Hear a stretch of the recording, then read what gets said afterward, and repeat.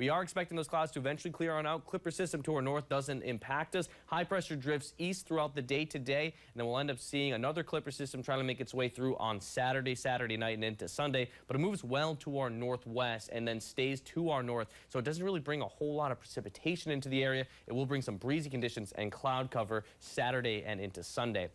Temperature-wise, we're staying mild out there. Many of us reaching the 50s today, if not the upper 40s. And then tomorrow, still some of us going to reach the 50s. Out towards Brainerd and Hinckley could reach the 50s. And then many of us in those mid to upper 40s on Saturday as well. So mild the next 2 days, expecting partly cloudy skies this morning and fog to burn on off by lunchtime. Then we'll end up seeing sunny skies from lunchtime afterwards. So we go on into tomorrow around noon, partly cloudy skies. Those clouds will fill in a bit as we go on into Saturday evening. Now, we are watching a storm for next week, and it will be a fairly strong and potent one, bringing rain and then potentially that changeover to snow by around Tuesday through Thursday, depending on your location. And then we'll have colder air follow in behind this storm and a cooler pattern overall heading into the end of November here. So low pressure system begins its journey out along the southern border in Texas. Then we end up seeing it track up towards Iowa. And then what we're tracking really is this low pressure system going to phase with a steering trough out west that hasn't made its way on shore?